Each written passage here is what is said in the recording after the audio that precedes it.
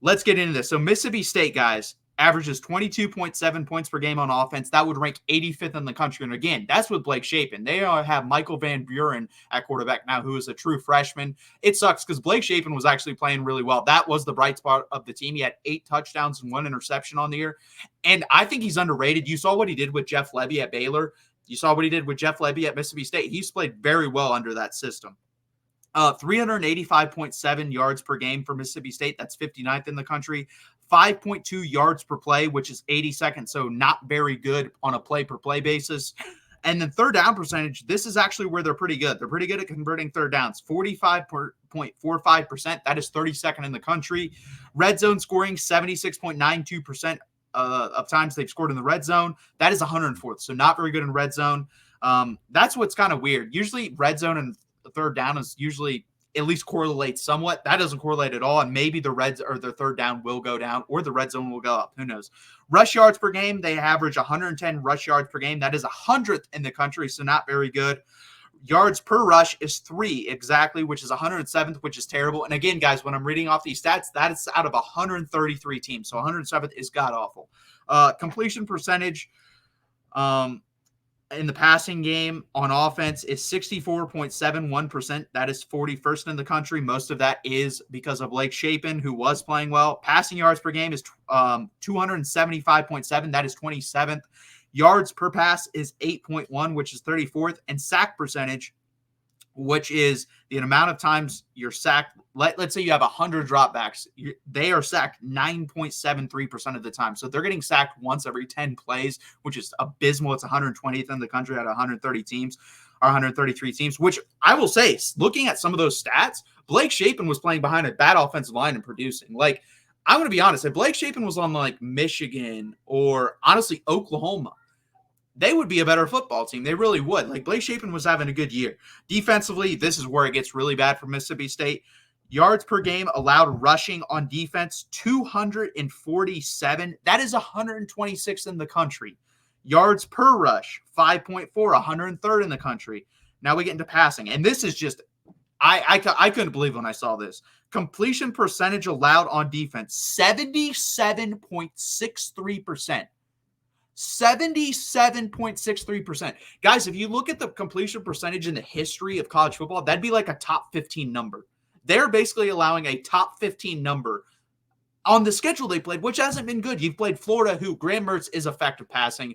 DJ Lagway was 7 of 7, by the way.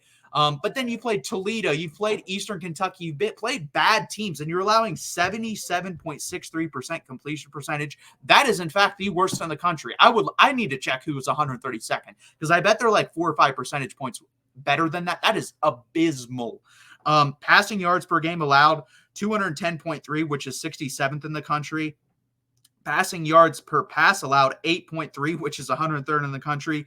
And this is where it gets even worse. Sack percentage, like I said, for the offense, well, defense, out of 100 snaps, they're getting a sack percentage of 1.3%, 129th in the country. So for every 10 dropbacks, or every 100 dropbacks, you're getting 1 sack. That is god awful. God awful, guys. That is not good at all. Let's get into Texas's offense and stats and everything like that. I haven't read this yet. I wanted to wait until 4 games got in. I think that's a decent sample size. Now, is the competition great? No, but I still want to get into it. Texas on offense is averaging 47.5 points per game, which is 7th in the country. Yards per game is 511.3, which is 8th in the country. Yards per play is 7, which is 15th in the country. They've just been great offensively. They really have. I think this is Sark's best game planning, and I think it's the best execution Texas has had under Steve Sarkisian, just in general, since the early years of Mac Brown, execution-wise.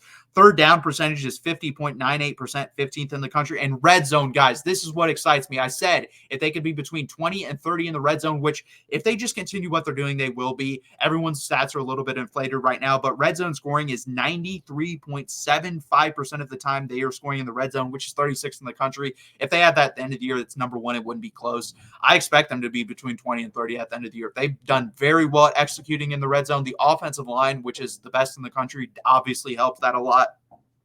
And this is where I want to see Texas get better. Rushing offense. Let's get into that. Rushing offense, rush yards per game, 89.8 rush yards per game. That is 36th in the country. I would like that to be a little bit better. And this I'd especially like to be a little bit better. Rush yards per play is 4.7, which is 49th in the country. I would like to be in the top 35 for both of those at the end of the year. If that is the case, if that is the top 35 and we maintain everything else, I think Texas wins the national championship. But the rushing game just has to be a tad bit better. It doesn't have to be a lot bit better. It has to be a tad bit better because we have the best offensive line. We have the best quarterback. We should be able to run the ball a little bit better, in my opinion. Passing 68.46% completion percentage. That is 17th in the country. Passing yards per game, 321.5. That is 12th in the country. Yards per pass for Texas is 9.9, which is fantastic. That is 13th in the country. QB sack percentage is 2.26%. That is 20th in the country. And again, let's just show you for reference, Mississippi State, which is a terrible team, 9.73% sack, which is 120th. So they're basically getting sacked 4 times more than Texas is. Texas should be able to get after it. I want to say when we get into what I believe Texas should do in this game, we'll talk about that. Defense has been phenomenal, better than I thought. I thought they'd be in the top 35 range. And they've been better than that. Rushing yards per game, 95.8, 20th in the country. Yards per rush, 3.2, 30th in the country. That is basically what I said for that, by the way. When rushing, I said we'll be at still a top 25 to 35 unit. I thought we wouldn't do what we did last year, but we would do what we did 2 years ago because we still have pros. And we had pros 2 years ago with Mora Ojimo and Keandre Coburn, and I thought that's the type of production we'd get with this group. Passing opponent completion percentage 59.82%. That is 54th in the country, which is shocking. I think if that number stays about that, it'd be way better.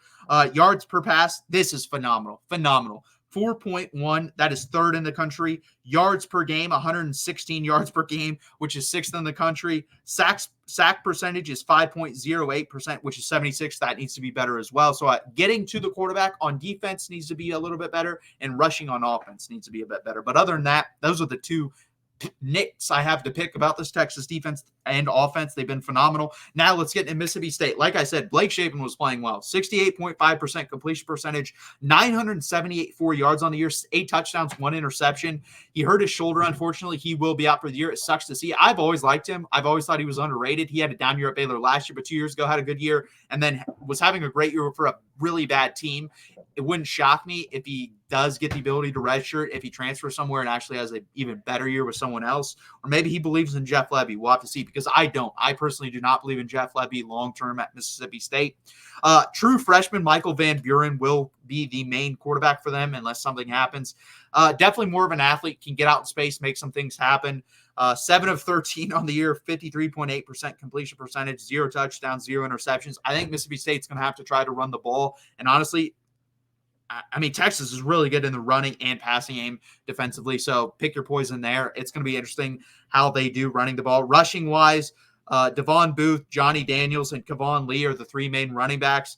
You're getting Devon Booth is only averaging 3.7 yards per carry. Johnny Daniels is 4.9. Kevon Lee is 4.8. Kevon Lee has been, honestly, to my eyes, has been their best running back. Johnny Daniels does have the more yards total at 158 yards, but I think Kevon Lee has been the best running back overall, and I think they should use him more. You saw him pop off versus Florida a little bit. Receiving, you'll notice this name. He was a upper 4-star or 5-star recruit, depending on the service. Kevin Coleman Jr.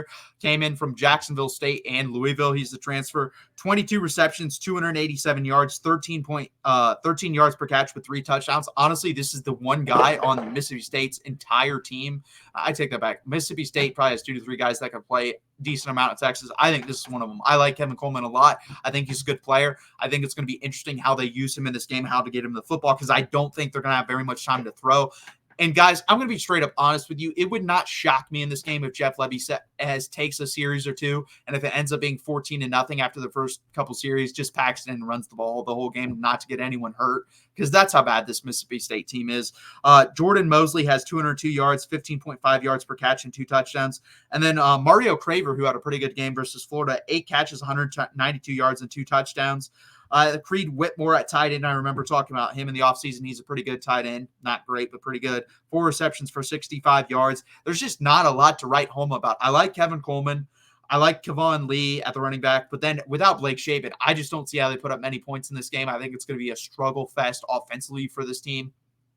It was going to be hard with Blake Shapen. It's going to be extra hard without him. I think you're going to have to rely on the ground game. I think you're going to have to get somewhat gimmicky with Michael Van Buren running the ball as well. I think you'll probably see some trick plays from Mississippi State in this game. And then that Jeff Lebby offense, I don't think they're running quite the up-tempo they were at Oklahoma, but I think they should in this game. I think you should get as gimmicky as possible if you're actually trying to compete in this game. If you're not, you might as well just run the ball 50 to 60 times, get out of there with no injuries, and call it a day. But we'll see what they decide to do. On the defensive side of the ball, there's only one name to talk about. It's safety Isaac Smith.